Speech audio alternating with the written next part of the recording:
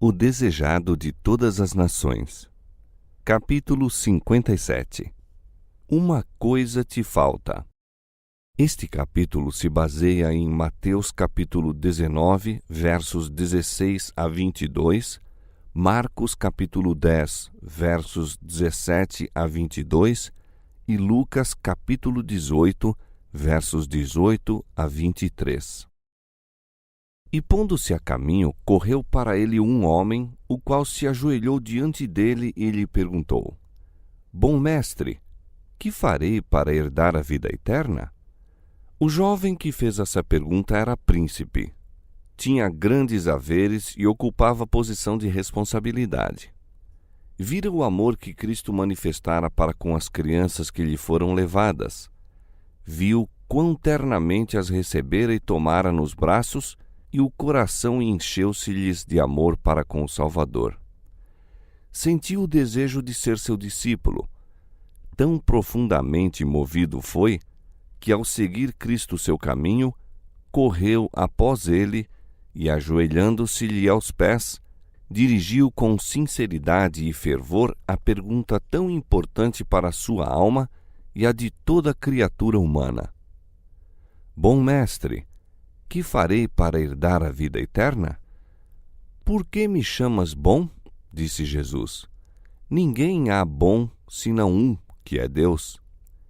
Jesus desejava provar a sinceridade do príncipe e verificar em que sentido o considerava bom.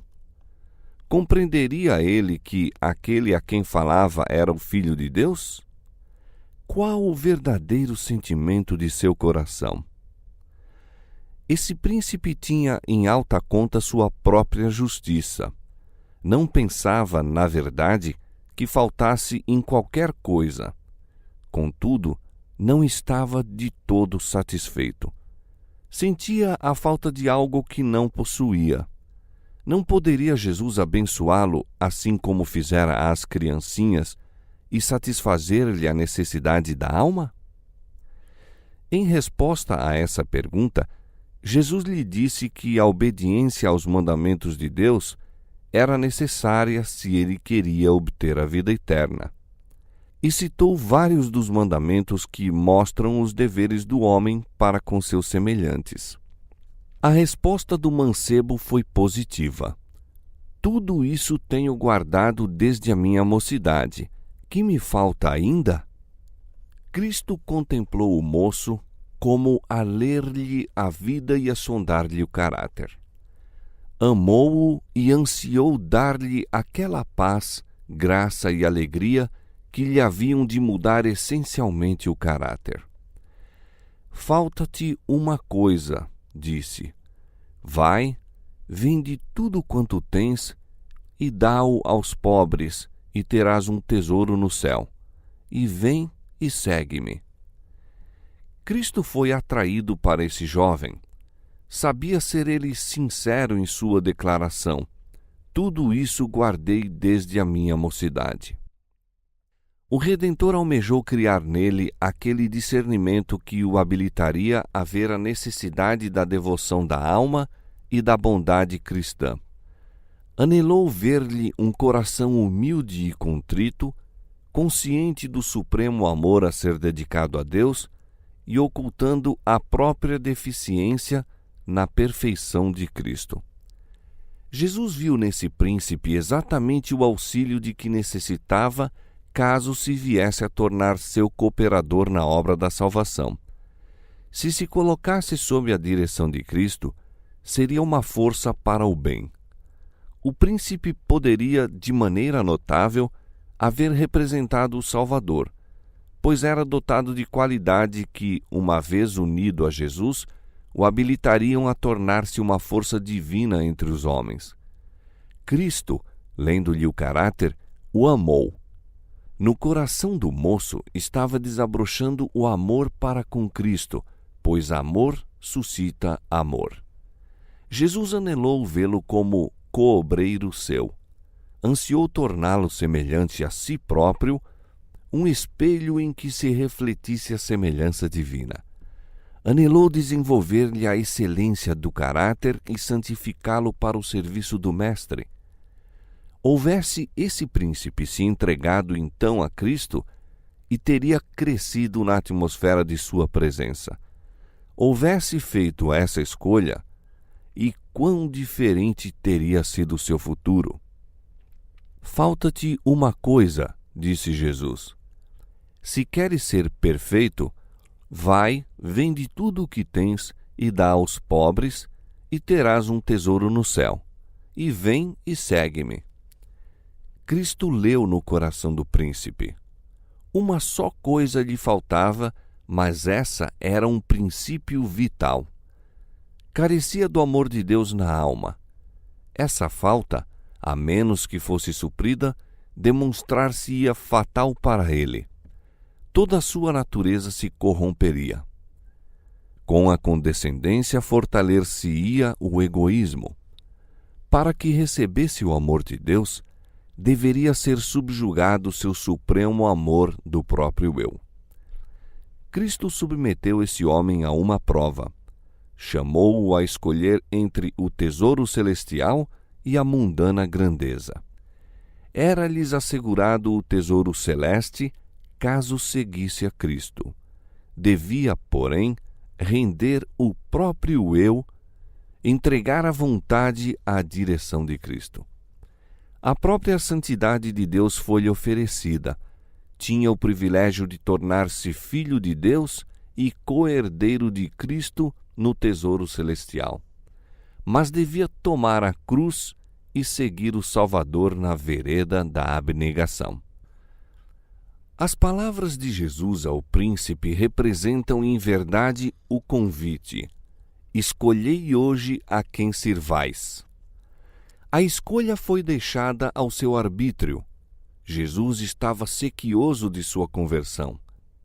Mostrara-lhe o foco infeccioso no caráter e com que profundo interesse observava o resultado ao pesar o mancebo a proposta.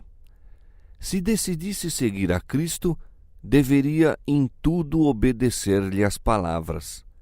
Deveria dar as costas a seus ambiciosos projetos.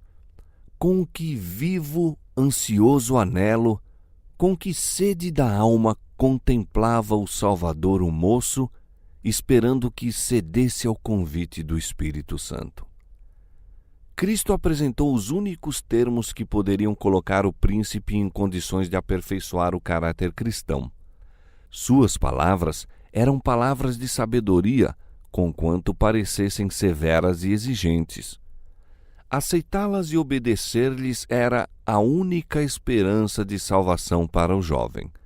Sua elevada posição e os bens que possuía estavam exercendo em seu caráter uma sutil influência para o mal. Se acariciados, suplantariam a Deus em suas afeições.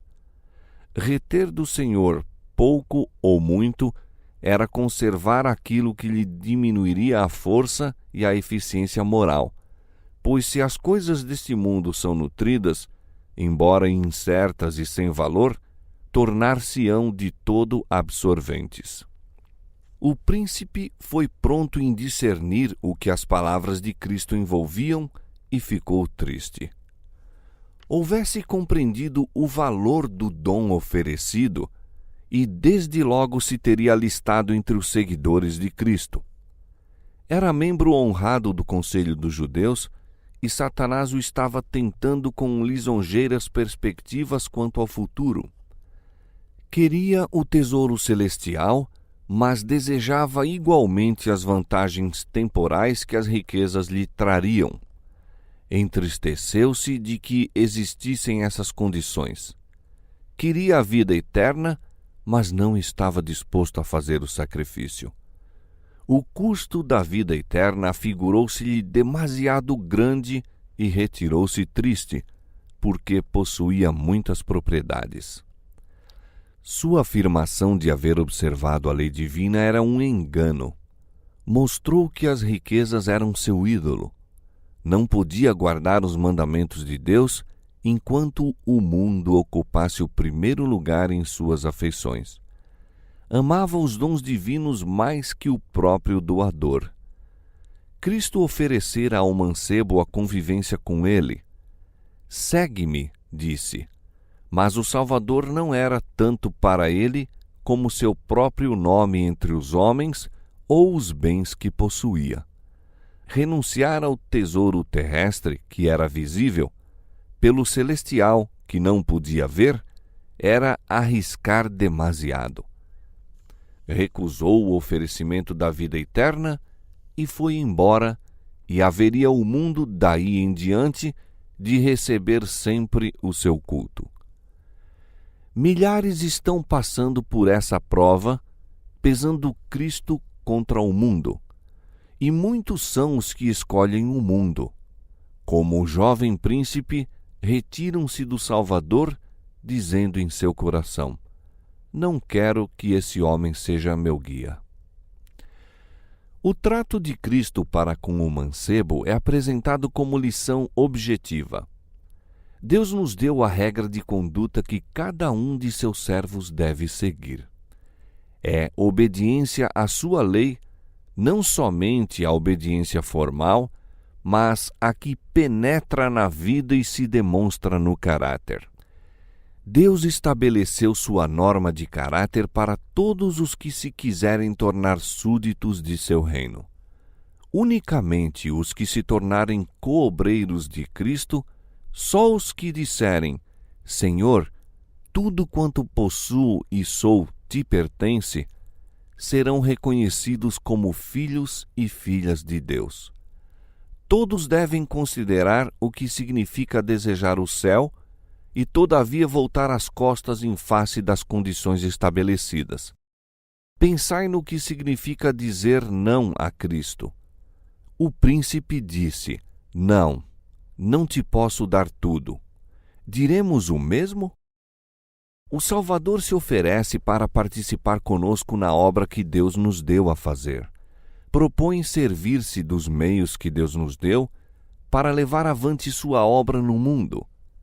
Unicamente por essa maneira nos pode ele salvar. Os bens do príncipe lhe foram confiados para que se demonstrasse um fiel mordomo.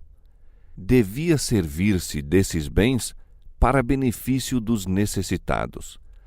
Assim, hoje, Deus confia haveres aos homens, talentos e oportunidades, a fim de que sejam instrumentos seus no ajudar os pobres e sofredores. Aquele que emprega os dons que lhe foram confiados segundo os desígnios divinos, torna-se coobreiro do Salvador, conquista almas para Cristo, porque é representante de seu caráter.